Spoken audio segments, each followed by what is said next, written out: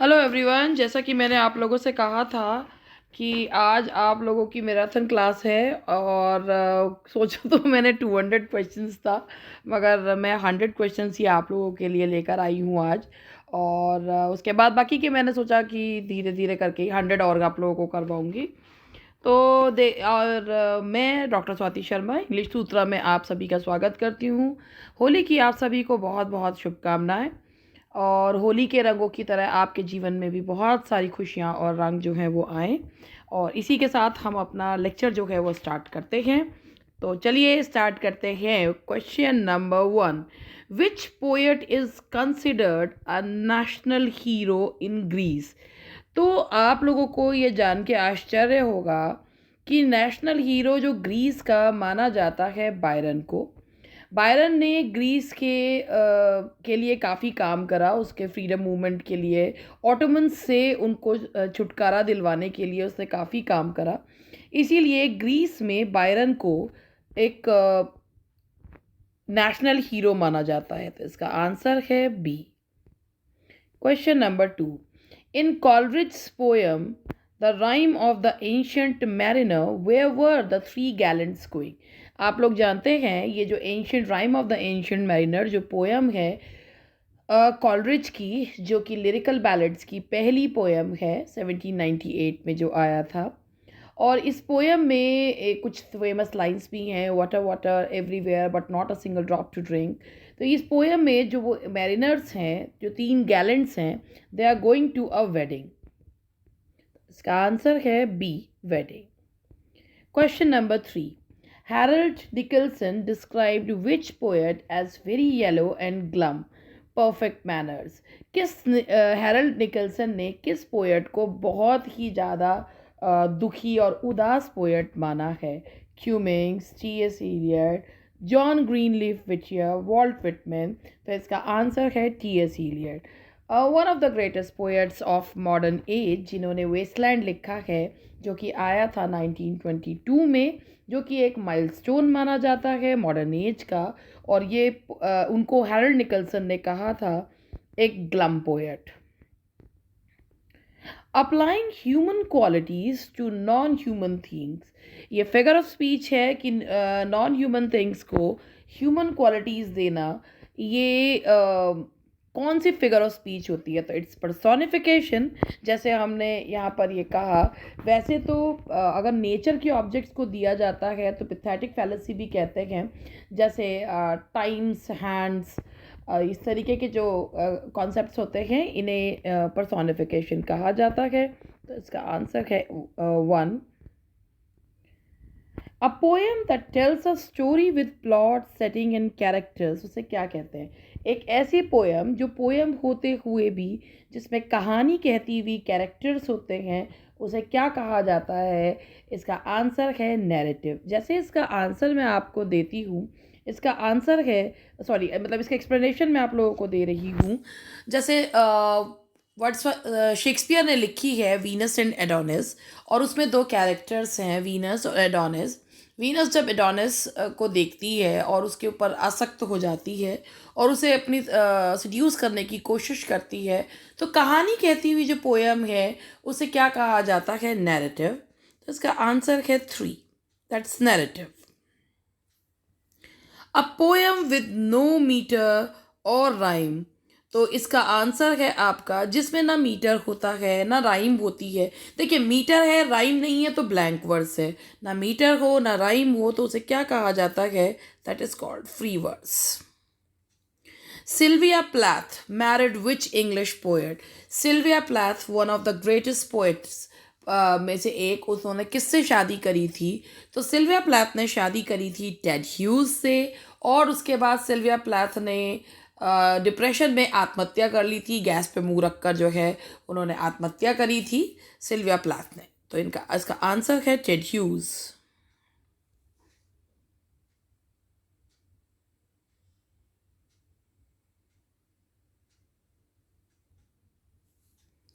Shakespeare composed much of his plays in what sort of verse? Shakespeare ने अपनी place किस verse form में लिखे हैं? तो वो लिखे हैं आयम्बिक पेंटामीटर में। आयम्बिक पेंटामीटर का मतलब होता है, पहले पेंटामीटर समझ लेते हैं, 10 syllables is equal 10 syllables 5 feet, और iambic 1 unstressed and 1 stressed syllable को आयम्बिक कहा जाता है। Who wrote this famous line, "Shall I compare thee to a summer's day? Thou art more lovely and more temperate." ये जो lines हैं ये कही हैं शेक्सपियर ने अपने सोनेट 18 में। तो इसका आंसर है Shakespeare.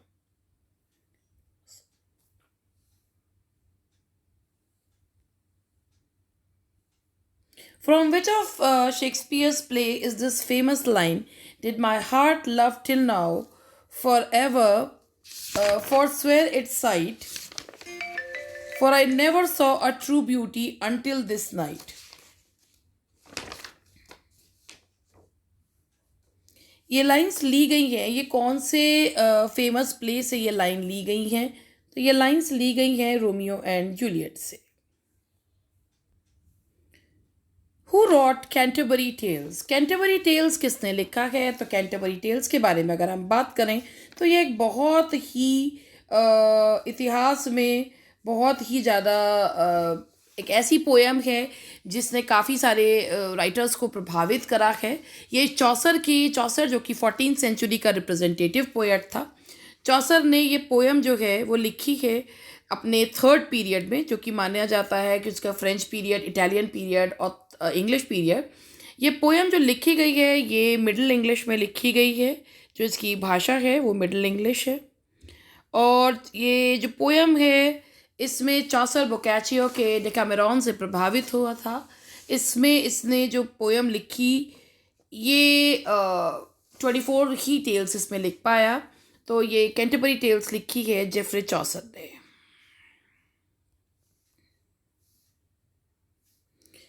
Who wrote The Hound of the Baskervilles? Hound of Baskerville जो वर्क है वो लिखा गया है आर्थर कॉनन डॉयल के द्वारा। और इन्होंने जो बहुत ही फेमस कैरेक्टर क्रिएट करा है जिसका नाम है शर्लक होम्स। कैरेक्टर इन्होंने क्रिएट करा है जो आज भी जासूसों की दुनिया में सबसे ज़्यादा जो नाम जाना जाता है वो शर्लक होम्स है। इसके अलावा और भी जो है जासूस है, लेकिन जो सबसे बहुत फेम जिसे मिला है वो शर्लक होम्स है। Which of the following writers wrote historical novels? इनमें से किन राइटर्स ने हिस्टोरिकल नॉवेल्स लिखे हैं? सर वॉल्टर स्कॉट आप जानते ही हैं। सर वॉल्टर स्कॉट जो हैं जो कि फादर ऑफ हिस्टोरिकल नॉवल कहे जाते हैं, इनके साथ मरिया एजवर्थ। तो ये आंसर है आपका इसका B. Which of the following is a work of John Keats? देखिए इस तरीके के जो क्वेश्चंस आते हैं वो सिर्फ दिमाग घुमाने वाले होते हैं। एंडीमियन सबने पढ़ रखा होता है तो ए लगा देते हैं, but to your knowledge and for your kind knowledge और आपकी जानकारी के लिए मैं आपको बता दूं, to Endymion, to some ladies, to hope, all of these, ये सारे के सारे वर्क जो हैं वो कीट्स के हैं। Who rot the poems on death and women wine and snuff? ये पोएम्स किसने लिखी हैं? तो ये पोएम भी लिखी गई हैं हमारे कीट्स के द्वारा, जॉन कीट्स। इसका आंसर भी है आपका जॉन कीट्स, जो कि यंगर रोमांटिक्स था। 26 साल की उम्र में टीबी की बीमारी की वजह से जिसकी मृत्यु हो गई, और ये पोएम्स उसी के द्वारा लिखी गई है। The next question is, of man's first disobedience and the fruit of that forbidden tree whose mortal taste brought death into the world and all our woe with loss of Eden? ये कहाँ से लिया गया है extract? तो ये extract लिया गया है मिल्टन के famous epic the paradise lost से। पैराडाइज लॉस्ट जो कि पहले आया था 10 किताबों में और उसके बाद आया 12 किताबों में।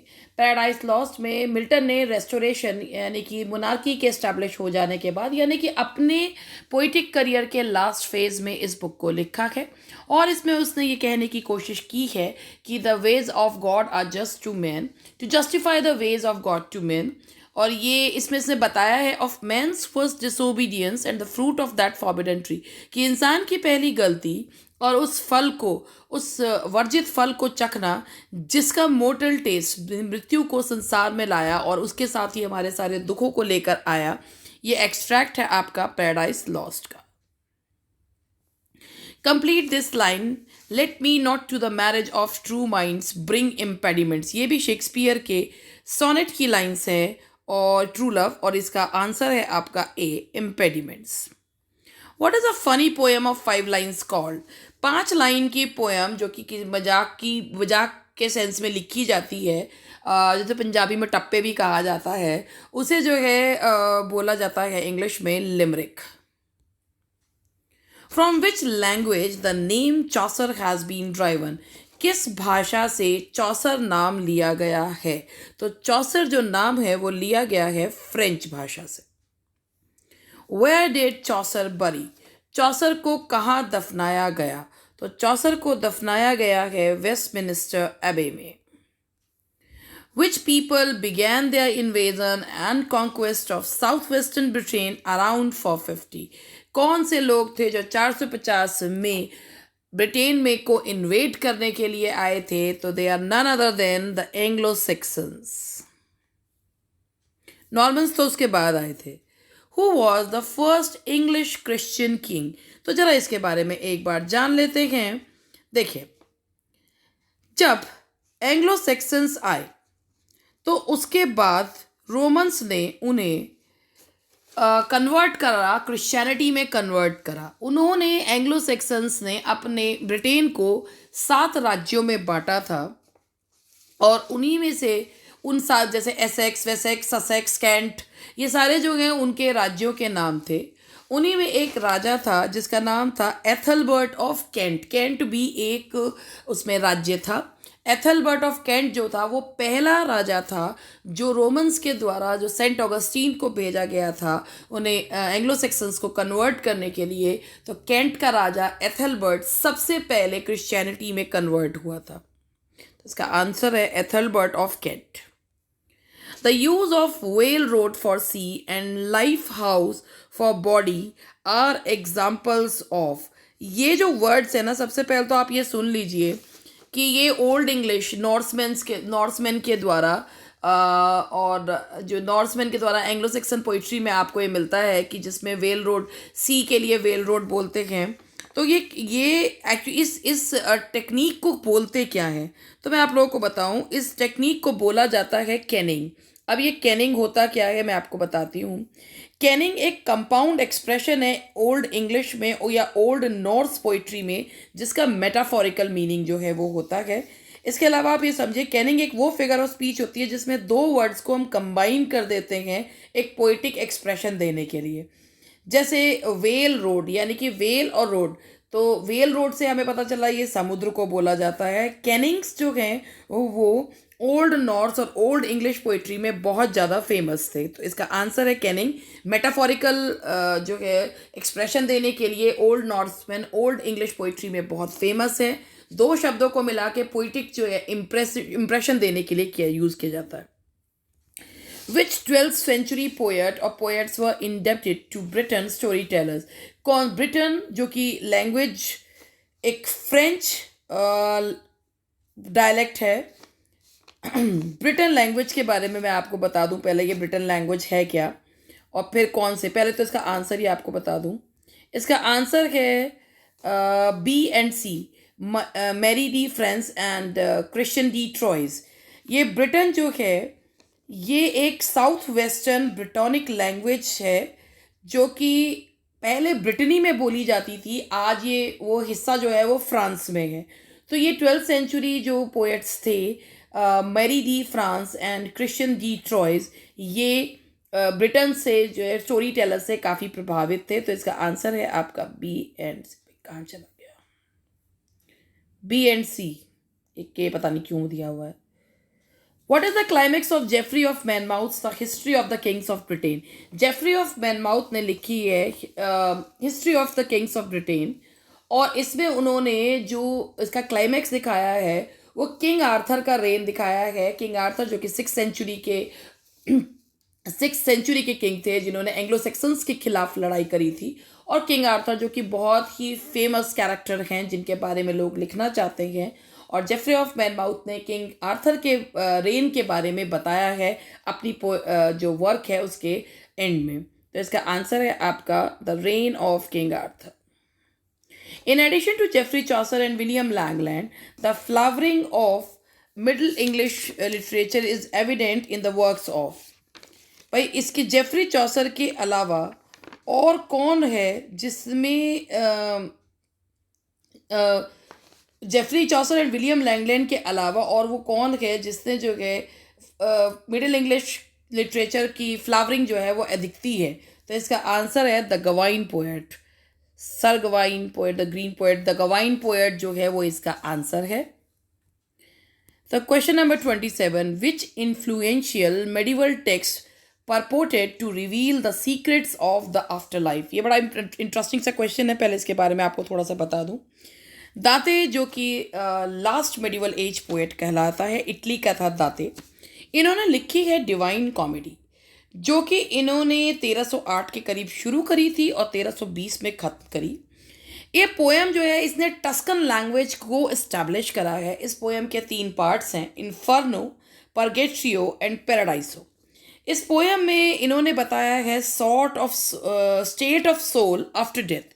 तो इसका आंसर है आपका Dante's divine comedy. Who is the author of Piers Plowman? Piers Plowman का ऑथर कौन है? तो इसका ऑथर है William Langland. What event resulted from the premature death of Henry V? Henry fifth की मृत्यु के बाद क्या जो है क्या इवेंट हुआ था? तो इवेंट जो हुआ था that was the war of the roses, जिसके बाद पहला जो है वो ट्यूडर वंश जो है जिसमें आया, तो ये था the war of the roses. The next question, which literary form developed in the 15th century personified vices and virtues? ये मैंने आप लोगों को पहले भी बताया है कि 3 तरीके के प्लेस थे, miracle play, morality play and mystery place, जिनमें से मिस्ट्री प्लेस में बाइबल की कहानियाँ, मिरेकल प्लेस में संतों की कहानियाँ और मोरालिटी प्लेस में एलिगोरिकल रेफरेंसेस जो हैं वो दिए जाते थे। वर्चूज़ एंड वाइसेस को पर्सोनिफाई करके बताया जाता था। तो इसका आंसर है आपका morality play. What was the occupation of Chaucer's father? चौसर के फादर जो है वो विंटनर थे, यानी कि शराब के व्यापारी थे। उनका एडवर्ड थर्ड के राज्य में काफ़ी आना जाना था, और जिस वजह से ही चौसर को पेज जो है वो बने था, चौसर पेज बना था, और चौसर को बिल्कुल वैसी ही एजुकेशन प्राप्त हुई थी जैसी राजकुमारों को प्राप्त हुई थी। तो he was a vintner. Chaucer became a page to which king's daughter in law. ये मैंने अभी आपको बताया, चौसर बना था एडवर्ड थर्ड के राज्य में, जो है एडवर्ड थर्ड की जो डॉटर इन लॉ थी उसका पेज जो है वो बना था। तो इसका आंसर है A. Which of these is not certain about Chaucer? Chaucer की इनमें से क्या चीज़ जो है वो सर्टेन नहीं है? तो बाकी सब तो सर्टेन है। 1340 से 43 उसकी बर्थ डेट ही सर्टेन नहीं है। तो इसका आंसर है आपका ए। What was the duration of 100-year war? 100-year war शुरू करा था एडवर्ड थर्ड ने। उसने अपना क्लेम जो है वो किया था फ्रांस की गद्दी पर, और ये वॉर चला था 1337 to 1453, नियर अबाउट 116 years।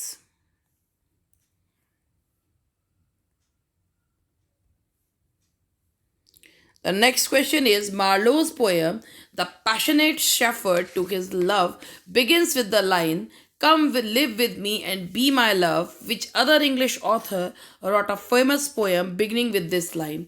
कि मार्लो की जो पोएम है द पैशनेट शेफर्ड, वो इस लाइन से शुरू होती है। तो मार्लो के अलावा और किसने इस लाइन को यूज़ किया है? तो इसका आंसर है जॉन डन।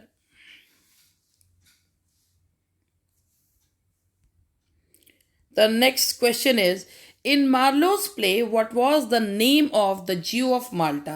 ये Jew of Malta वही प्ले है जिससे प्रभावित होके शेक्सपियर ने लिखा है द मर्चेंट ऑफ वेनिस, और इसमें जो ज्यू है उसका नाम है बैरबास। How many years of happiness was Dr. Faustus um, were promised by the devil? कितने साल के लिए उसको डेविल के द्वारा हैप्पीनेस प्रोवाइड की गई थी? That was 24 years. In the title of Marlowe's play of Where Was Dido? Dido, the queen of Carthage. At what famous university is Faustus a scholar? Faustus कौन सी फेमस यूनिवर्सिटी का scholar था? तो वो था university Wittenberg of Germany. Renaissance is a French word. Renaissance एक French word है. What is the meaning of Renaissance? Renaissance का मतलब क्या है? Renaissance का मतलब है rebirth, revival and reawakening of the classical learning. इसमें सारे मिले जुले क्वेश्चंस मैंने आप लोगों को करवा रही हूं. Renaissance first came to the. Renaissance सबसे पहले कहाँ आया? तो Renaissance सबसे पहले आया इटली में.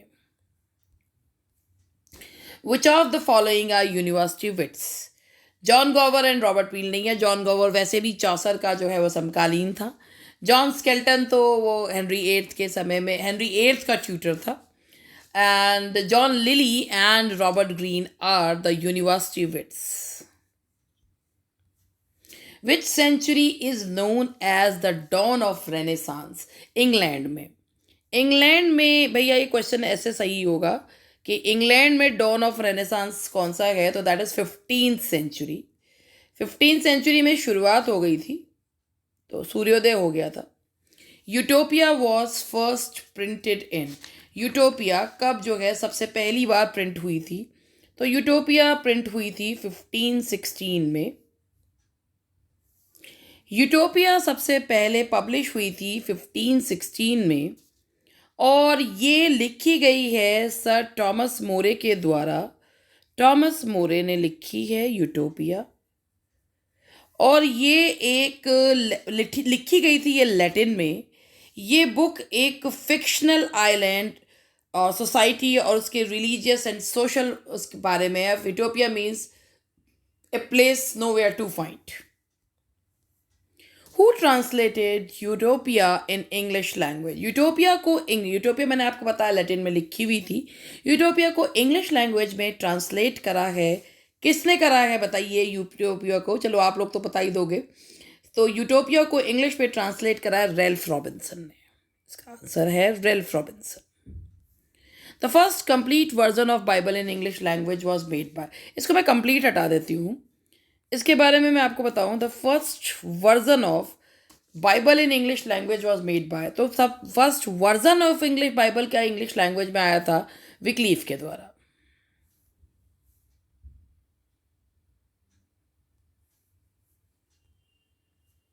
Who rot mirrors for magistrate? Mirror for magistrate हालांकि इसमें काफ़ी लोगों ने अपना कॉन्ट्रीब्यूशन दिया है, लेकिन सैक्विले एंड नॉर्टन जिन्होंने पहली ट्रेजेडी भी लिखी है गॉर्बडाक, और उसी में उन्हीं में सैक्विले ने जो है मिरर फॉर मैजिस्ट्रेट में अपना योगदान दिया है.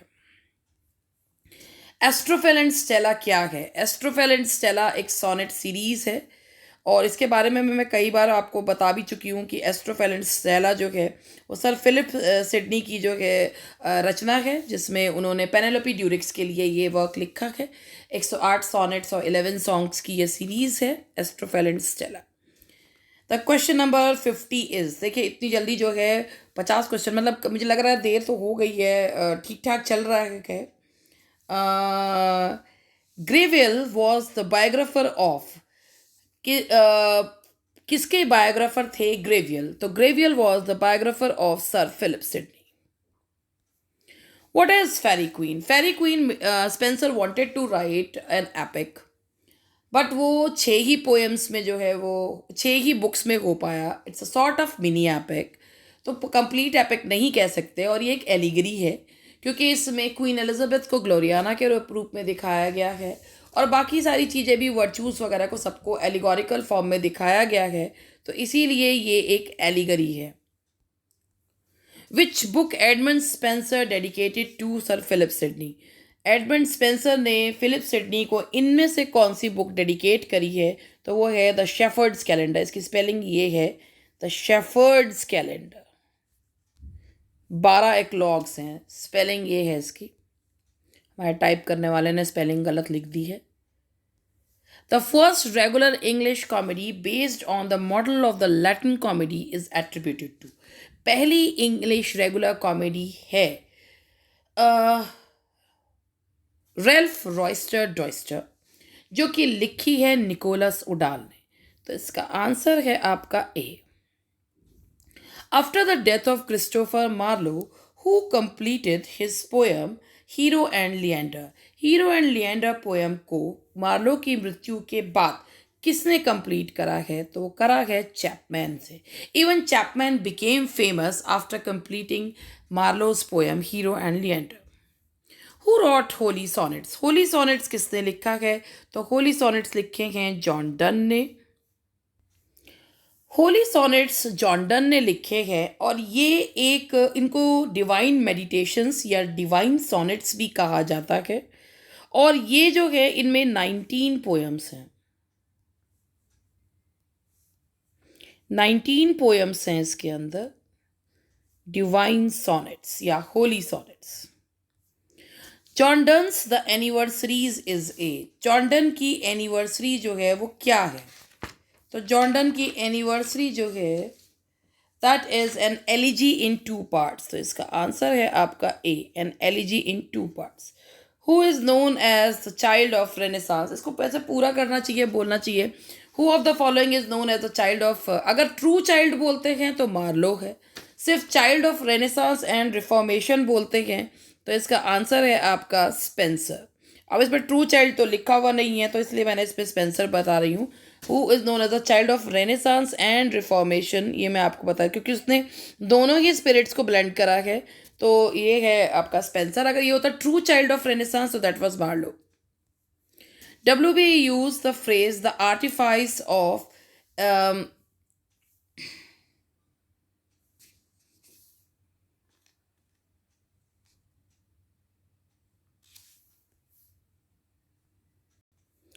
W.B. Yeats used the phrase the artifice of eternity in his poem. तो W.B. Yeats ने अपनी कौन सी पोएम में the artifice of eternity use करा है? तो इसका आंसर है आपका सेलिंग टू बाइजेंटियम। तो इसका आंसर है सेलिंग टू बाइजेंटियम।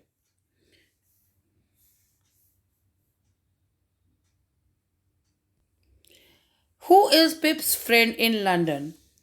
पिप का जो फ्रेंड बनता है लंदन में वो कौन बनता है? तो इसका आंसर है आपका हर्बर्ट पॉकेट। अब ये पिप सबसे पहले हर्बर्ट पॉकेट से मिलता है।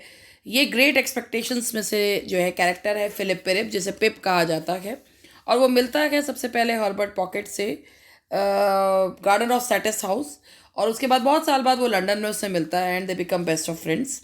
इसका आंसर है आपका हर्बर्ट पॉकेट।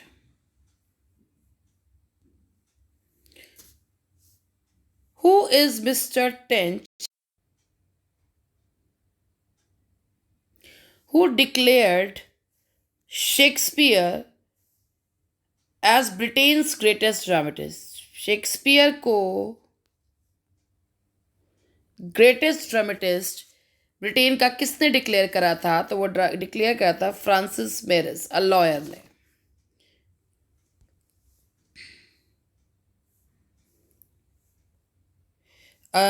अगर ये क्वेश्चन उससे मिस हो गया तो मैं दोबारा से बता देती हूँ। Who is Mister Tench in the power and the glory? तो Mister power and the glory में वर्क में मिस्टर टेंच जो हैं वो एक डेंटिस्ट हैं। How many times suicide occur in Shakespeare's play? Shakespeare के प्लेस में सुसाइड 13 बार जो है वो अकर होती है, यानी कि 13 बार सुसाइड इसके प्लेस में हुई है। The line to be or not to be comes from which play? ये लाइन्स हैमलेट की सलीलकी है। हैमलेट जिसने कि 7 सलीलकीज बोली हैं, उनमें से ही एक सलीलकी है, तो इसका आंसर है आपका Hamlet. Which famous Shakespeare play does the quote "My salad days when I was green in judgment"?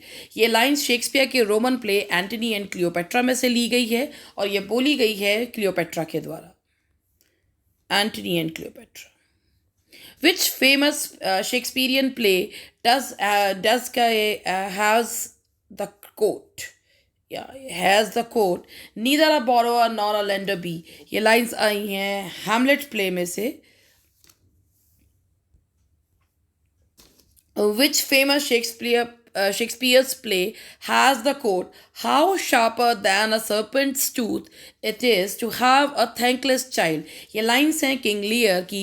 King Lear अपनी बेटियों के बारे में, गॉन्ड्रिल के बारे में, ये गॉन्ड्रिल और रीगन के बारे में बोल रहा है. जब उसको उसका सारा राज्य लेने के बाद वो बिल्कुल दूध में से मक्खी की तरह निकाल के बाहर कर देती हैं. तो इसका आंसर है King Lear. In what year was the first folio publish?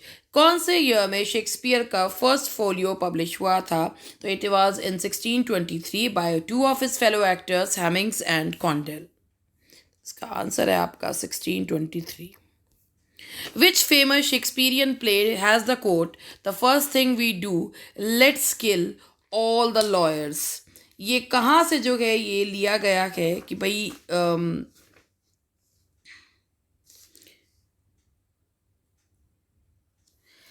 Which famous Shakespeare play? ये the first thing we do let's kill all the lawyers come from, ये लाइंस कहाँ से ली गई हैं? तो ये लाइंस ली गई हैं king Henry the six part second से. Which famous play has the quote, "When shall we three meet again in thunder, lightning or in rain"? ये सीन है मकबेथ का जब थ्री विचेस जो हैं वो इकट्ठा होती हैं और जो है फोर शेडोइंग करती हैं आने वाले इवेंट. फोर शेडोइंग एक टेक्निक होती है जिसमें आने वाले इवेंट्स के बारे में बताया जाता है. तो ये लाइंस हैं आपकी मकबेथ की. How many of Shakespeare's plays are classified as histories? तो शेक्सपियर ने कितने प्लेस जो हैं वो हिस्ट्री प्लेस लिखे हैं? तो इसका आंसर है आपका 10 place.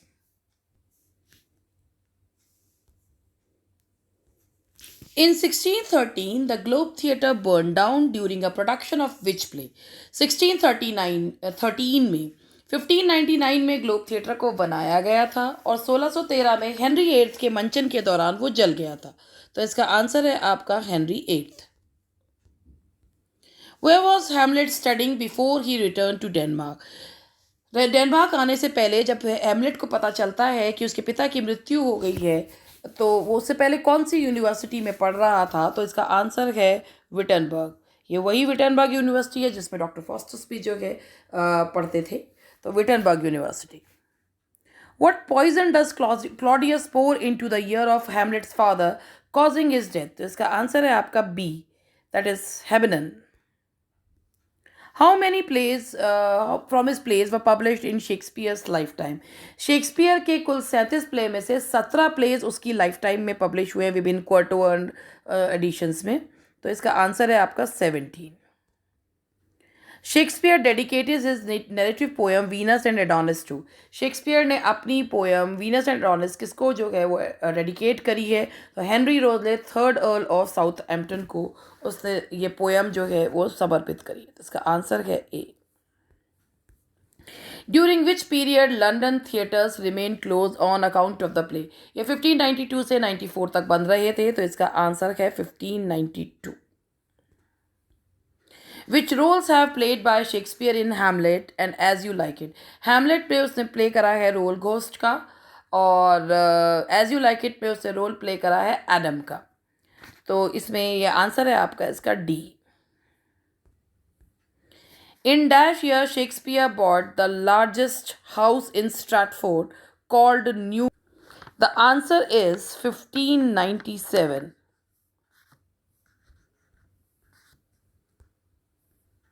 In 1599, which famous actor and his brother Cuthbert set a new playhouse on the Bankside called the Globe? Globe theatre सभी को पता है कि ग्लोब थिएटर को बनाया गया था. पहला जो थिएटर बना था शोडेथ पर जिसे बनाया था जेम्स बर्बेज ने. और ये ग्लोब थिएटर जो बनाया गया था इसमें 25% का जो शेयर था, हाफ जो शेयर था वो रिचर्ड बर्बेज और उसके भाई कथबर्ट का था. तो ये बनाया था रिचर्ड बर्बेज ने. In Shakespeare's literary output the period 1604 to 1608 is the period of? Shakespeare के लिटरेरी आउटपुट में 1604 से 1608 का जो पीरियड है वो माना जाता है किस चीज़ का? तो ये माना जाता है 1604 से 1608 का जो पीरियड है शेक्सपियर का, दैट इज टर्म, उसमें उसने अपनी कुछ ग्रेट ट्रेजेडीज जो हैं वो लिखी हैं, तो इसीलिए इसका आंसर है great tragedies. Under the greenwood tree is a song in. Greenwood tree किस प्ले में शेक्सपियर ने ये जो सॉन्ग किसके द्वारा किस प्ले में ये सॉन्ग है?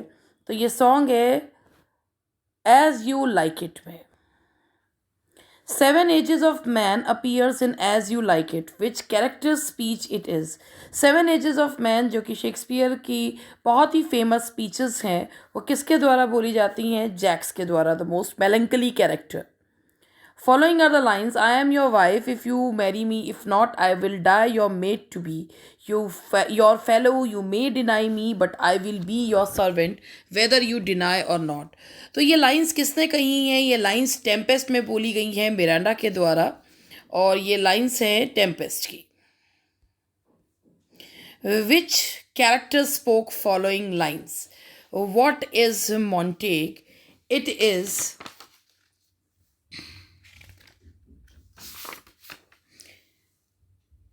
What is Montague? It is nor hand, nor foot, nor arm, nor face, nor any other part belonging to a man. O be some other name. ये लाइंस किसके द्वारा बोली गई हैं? तो मॉन्टेग और कैपुलेट से ही हम समझ जाते हैं कि ये लाइंस रोमियो एंड जूलियट की होंगी. तो ये लाइंस बोली गई हैं जूलियट के द्वारा. Some are born great, some achieve greatness, and some have greatness thrust upon them. ये लाइंस किसकी हैं? ये लाइंस जो हैं ये कौन से प्ले की लाइंस हैं? ये ट्वेल्थ नाइट या ट्वेल्थ नाइट प्ले की जो है वो लाइंस हैं. वही ट्वेल्थ नाइट प्ले जिसमें शेक्सपियर ने प्यूरिटन्स का भी मजाक उड़ाया था. तो इसका आंसर है आपका twelfth night. Which of the following was written first? इनमें से सबसे पहले कौन सा लिखा गया है? तो हिस्ट्री प्लेस में शेक्सपियर ने सबसे पहले लिखा है हेनरी सिक्स. तो इसका आंसर है आपका ए. With the accession of King James to the English throne, Lord Chamberlain's men was renamed. जब शेक्सपियर के जो ग्रुप ऑफ प्लेयर्स था उनका नाम, जब क्वीन एलिजाबेथ थी तो उसका नाम था लॉर्ड चैम्बरलेन्स मेन, और जब जेम्स वन 1603 में गद्दी पर आया तो उस ग्रुप का नाम हो गया किंग्समैन. तो उसका आंसर है आपका Kingsman. Kingsman. The epigraph of the Waste Land is borrowed from. Waste Land का एपिग्राफ कहाँ से बोरो किया गया है? तो ये पेट्रोनियस की पोयम है. ये वर्जिल नहीं, पेट्रोनियस बी है इसका आंसर. पेट्रोनियस की पोयम से लिया गया है. सिबिल के बारे में बताया गया है. Who called the Wasteland a music of ideas? Waste Land जो कि टी एस इलियट की बहुत ही फेमस पोयम है, 1922 में आई थी, एजरा पाउंड को समर्पित की गई है, और ये पोयम को म्यूजिक ऑफ आइडियाज कहा है आई ए रिचर्ड्स ने. Identify the character in the Tempest who is referred to as an old honest counselor. तो ओल्ड ऑनेस्ट काउंसलर के रूप में जाना जाता है गोंजलो को, जिसने प्रॉस्पिरो और मिरांडा को खाना, बुक्स की सप्लाई, पानी की सप्लाई जो है वो की थी. What is the subtitle of the play twelfth night? Twelfth night जो भी मैंने आपको बताया था जिसमें प्यूरिटन्स की मजाक उड़ाई गई है, इसका सबटाइटल क्या है? और व्हाट यू विल. इसका आंसर है B. Paradise Lost was originally written in. Paradise Lost जब 1667 में पब्लिश हुई थी तो वो ओरिजिनली लिखी गई थी 10 बुक्स में. तो इसका आंसर है आपका ए. Who coined the phrase egotistical sublime? egotistical sublime जो फ्रेज है वो कीट्स के द्वारा यूज़ किया गया है, वर्ड्सवर्थ के द्वारा. egotistical sublime का मतलब होता है वो if when a person speaks अब ओनली अबाउट हिमसेल्फ. तो ये कीट्स ने वर्ड्सवर्थ के लिए यूज़ करा है. कीट्स ने दो टर्म्स दी हैं, negative capability for Shakespeare and egotistical sublime for Wordsworth. तो इसका आंसर है John Keats. In the poem Tintern Abbey, dearest friend refers to. Tintern Abbey में वर्ड्सवर्थ अपनी dearest friend किसको कहता है? तो वो कहता है डोरथी को. Tennyson's poem In Memoriam was written in the memory of Tennyson, जो कि विक्टोरियन एज के रिप्रेजेंटेटिव पोएट थे, और उसकी उनके दोस्त आर्थर ह्यू हॉलम की मृत्यु हो जाने की वजह से उन्होंने काफ़ी लंबे समय तक कोई पोएम ही नहीं लिखी थी। इवन 17 ईयर्स में ये पोएम कंप्लीट हुई थी। तो ये आर्थर ह्यू हॉलम के लिए लिखी गई पोएम है इन मेमोरियम, और इसके बारे में क्वीन विक्टोरिया ने कहा भी है कि after Bible I find solace in Memoriam. A verse form using stanza of 8 lines each with 11 syllables is known as। तो इसका आंसर है आपका ओट्टावा रिमा। 8 लाइन के स्टेंजा को क्या कहा जाता है? Ottawa Rima.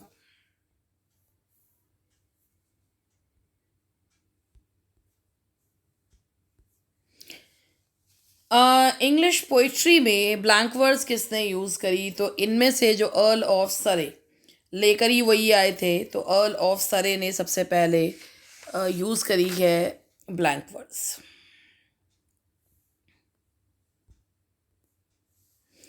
Brevity is the soul of wit, ये लाइंस हैमलेट की हैं। हैमलेट प्ले में हैं, और ये लाइंस विलियम हैमलेट लिखा है विलियम शेक्सपियर ने, तो ये विलियम शेक्सपियर की कोट है। Dost thou think, because thou art virtuous, there shall be no more cakes and ale? Who speaks the lines given above?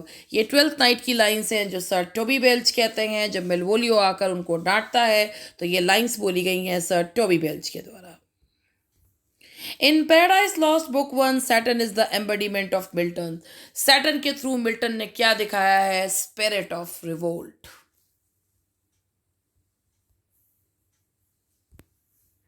तो होप आपको ये 100 क्वेश्चन सीरीज़ जो है वो पसंद आई होगी। और जैसे कि मैं आप लोगों से बार बार यूँ कहती हूँ कि ये मेरे पास पीडीएफ मैंने अपने उससे बनवाई, सॉरी पीडीएफ कह रही हूँ, ये मैंने आप लोगों के लिए एक पीपीटीज़ जो हैं वो बनवाई हैं, but I don't have PDFs for all these. तो इसीलिए I am sorry for that, I will not be able to provide you PDFs. इसके लिए समय रहते अगर हो गया तो कोशिश करूँगी। और अगर आपको ये सीरीज़ पसंद आई है तो बताइएगा ज़रूर। थैंक यू वेरी मच, मिलते हैं कल।